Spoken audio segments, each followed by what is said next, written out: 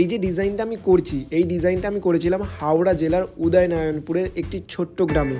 হ্যাঁ, আর যেই দাদার বাড়িতে ডিজাইনটা করছিলাম, আর যেই দিনকে ডিজাইনটা করছিলাম ঠিক তার একদিন বাদই দাদার বিয়ে ছিল। আর দাদা আমাকে অনেক করে রিকোয়েস্ট করেছিল যে এই কটা দিনের মধ্যেই ডিজাইনটা করে দিতে হবে। আর দাদা আমাকে অনেক দিন আগে থাকতে কনফার্ম করেনি, আমাকে দাদা কয়েকদিন আগে থাকতে ফোন করে কনফার্ম করছিল যে এই কটা দিনের মধ্যেই করে দিতে হবে। তাই আমি দাদার রিকোয়েস্ট রাখলাম, তাই দাদার বাড়িতে গেলাম ডিজাইনটা করতে। আর দাদার বাড়ি খুবই সুন্দর একটা লোকেশনে ছিল, একটি ছোট্ট গ্রাম। হ্যাঁ, হ্যালো গাইজ, আমি সৌরভ। আপনারা দেখছেন রং ছবি ওয়ালার, যেখানে আমি আপনাদেরকে সুন্দর সুন্দর ওয়াল পেন্টিং ডিজাইনের টিউটোরিয়াল এবং কীভাবে ডিজাইন করছি এবং কোথায় ডিজাইনটা করছি সেই ভিডিও ছাড়তে থাকি। আমি আর আমার একটা ভাই হেমন্ত দুজন মিলে গিয়েছিলাম উদয়নারায়ণপুরের একটি ছোট্ট গ্রামে। আমাদের বাড়ি যেহেতু সিঙ্গুর থেকে কিন্তু উদয়নারায়ণপুর অনেকটাই দূর, তাই আমরা গাছের নিচে রাস্তার একটা সাইডে দাঁড়িয়ে একটু রেস্ট নিয়ে নিলাম। তারপর আবার গাড়ি চালাবো। গাড়ি চালিয়ে আমাদের যেতে হবে এখন অনেক দূর, ওই সামনে কিন্তু গজার মোড় পড়বে, সেখান থেকে গাড়ি চালিয়ে আমরা উদয়নারায়ণপুর এবং সেখান থেকে পৌঁছে গেলাম দাদার বাড়িতে। দাদার বাড়িতে গিয়েই আমি আউটলাইন করার পর ব্যাকগ্রাউন্ডটা রেডি করে আমি কাজটা শুরু করে দিয়েছিলাম। প্রথমের দিকে কোনো ভিডিও নিতে পারিনি, কারণ একটু তাড়া ছিল। ওই যে বললাম দাদার বাড়িতে অনুষ্ঠান, অনেক আত্মীয় স্বজন অলরেডি এসে গেছে, প্যান্ডেল হয়ে গেছিলো, লাইট খাটানো সব কিছু রেডি। আমি যে দিনকে কাজ করছিলাম ঠিক একদিন বাদই হচ্ছে দাদার বিয়ে, তাই সব কিছু রেডি হয়ে গেছিলো। আর দাদার মা মানে হচ্ছে জেঠিমা এতটাই ভালো, মানে আমাদের কাজ কমপ্লিট হয়নি বলে আমি জেঠিমাকে বলছিলাম আগে কাজটা কমপ্লিট করে নিই, তারপর খাওয়া দাওয়া করবো।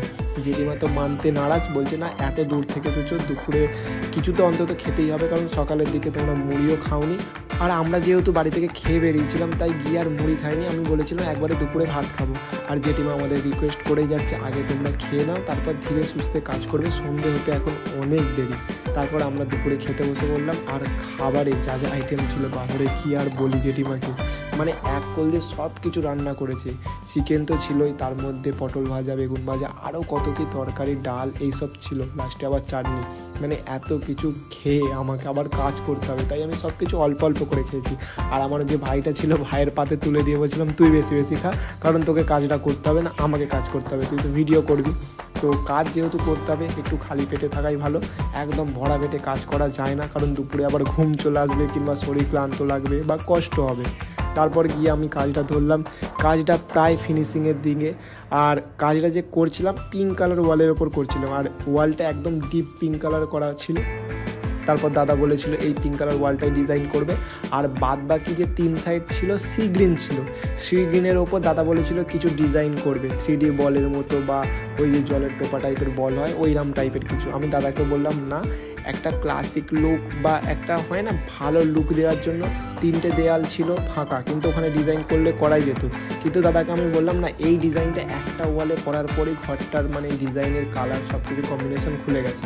আমি যদি আবার চারিদিকে ডিজাইন করি না, একটা ক্লাসিক লুকটা চলে যাবে, চারিদিকে হাত দিয়ে মানে একদম সব কিছু ডিজাইনে ভর্তি হয়ে যাবে। আর যদি 3 দিকে ডিজাইন হতো মানে 3D বলের মতো, তাহলে হয়তো আমার অ্যামাউন্টটা বা পেমেন্টটা অনেক বেড়ে যেত। কিন্তু তাও আমি বললাম না দাদা, আমি করবো না, দেখতে বাজে লাগবে। শুধুমাত্র ঘরটাকে দেখতে বাজে লাগবে বলেই আমি নিজের অ্যামাউন্ট বা টাকা পয়সার কথা না ভেবে দাদাকে ডাইরেক্ট না বলে দিলাম, কারণ রুমটা অনেকটাই ছোটো ছিল, 10x11 এরকম ছোট্ট রুমের মধ্যে এত ডিজাইন করা সম্ভব নয়, যে কোনো একটা দেওয়ালেই ভালো। তারপর আমরা দাদার বাড়ি যেহেতু দামোদর নদীর একদম ঠিক পাশেই, আর দাদার বাড়ির পেছন দিক দিয়ে ওই দূরে হচ্ছে দাদার বাড়ি, পেছন দিক দিয়ে বাঁশের পুল দামোদর নদীর ওপর দিয়ে ওই পারে মাঠের দিকে গেছে। তারপর কি এই যে বাঁশের ব্রিজটা আছে, এই ব্রিজের ওপর দিয়ে আমরা হেঁটে হেঁটে ওপারে যাচ্ছিলাম কিছু ছবি এবং ফটোগ্রাফি বা ভিডিওগ্রাফি করবো বলে। আর এত সুন্দর গ্রাম্য পরিবেশে কাজ করতে কার না আসতে ভালো লাগে। আমি আর হেমন্ত এসেছিলাম, হেমন্ত বললো কয়েকটা ফটো তুলে নাও, আর কয়েকটা ফটো ভিডিওগ্রাফি করে নিলাম। করে নেওয়ার পর দাদাকে বললাম হ্যাঁ এবার তো আমাদেরকে বেরোতে হবে, কারণ সন্ধে হয়ে আসছে। সন্ধে হয়ে এলে আমাদেরকে উদয়নারায়ণপুর থেকে সিঙ্গুর আসতে গেলে প্রায় 2 ঘন্টার ওপর টাইম লাগে। আর প্রপার উদয়নারায়ণপুর নয়, উদয়নারায়ণপুর থেকে আরও ভেতর দিকে গিয়েছিলাম কাজে। তারপর দাদাকে বললাম চলো তাহলে এখান থেকে এবার আমাদের গাড়ি নিয়ে বেরোতে হবে। আমরা দাদার বাড়ি থেকে গাড়ি নিয়ে বেরোলাম, বেরিয়ে আর কোথাও ভিডিও করিনি রাস্তায়, কারণ ভালো লাগছিল না। সেই সকালে বেরিয়েছিলাম, সোজা চলে এলাম কামারকুণ্ডু ব্রিজে। হ্যাঁ, কামারকুণ্ডু ব্রিজে এসে ভিডিওটা আমরা অন করলাম, আর এখান থেকে আমরা যাব বাড়ি।